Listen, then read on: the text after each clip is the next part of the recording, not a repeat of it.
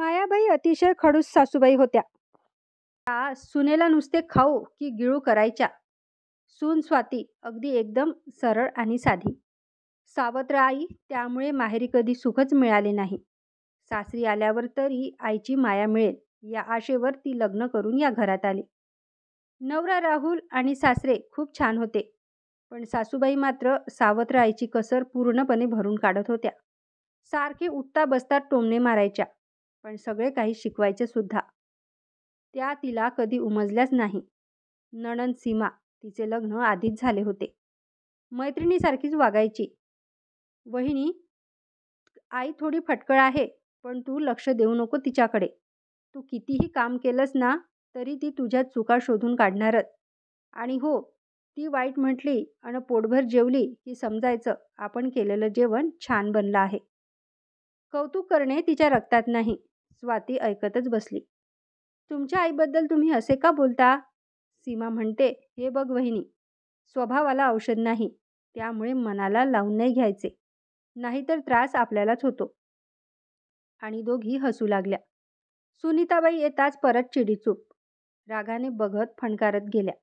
त्या सीमाला म्हणाल्या, अशाने नंदेचा मान कमी करून घेशील तू स्वतःच्या हाताने.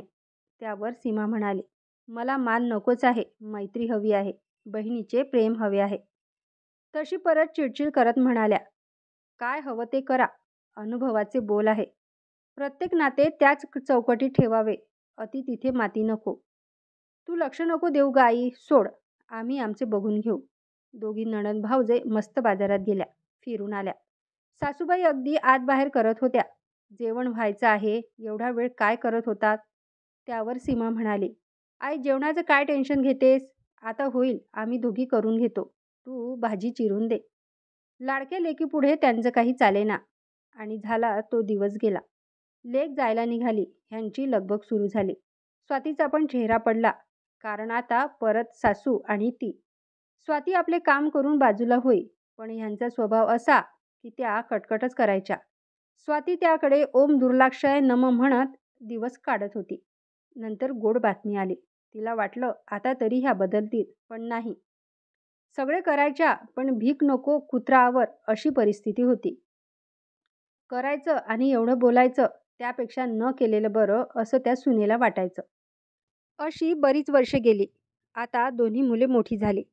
स्वातीने आपले छंद जोपासायला आणि घर बसल्या काही ना काही उद्योग करायला सुरुवात केली.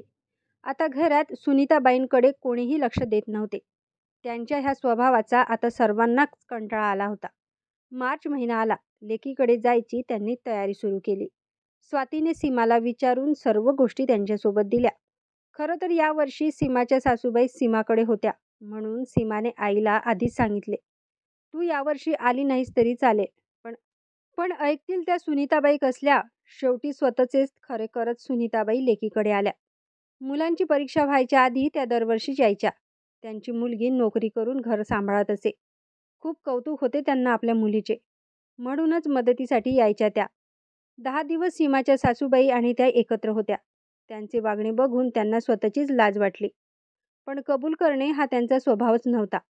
शेवटी दोघींचं काय काम असे म्हणत, तुम्ही आता इथे आहात तर मी माझ्या मोठ्या लेकाकडे जाते. तसेही आमच्या मोठ्या सूनबाईला जरा बरे नाही, माझी मदत पण होईल.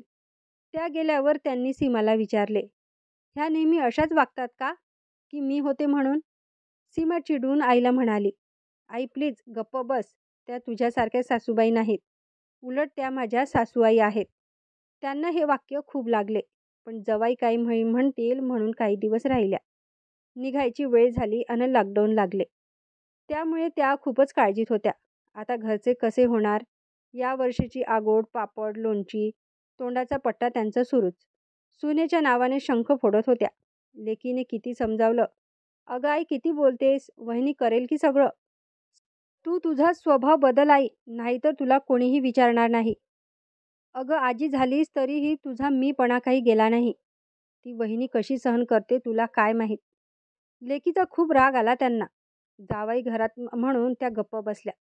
जावई घरात किती काम करतो, तिच्या सासूबाई कशा वागतात, सर्व बघून त्यांना त्यांची चूक जाणवत होती. शेवटी एकदाचं अनलॉक एक झालंय आणि त्या घरी आल्या. तोपर्यंत जून महिना आला होता.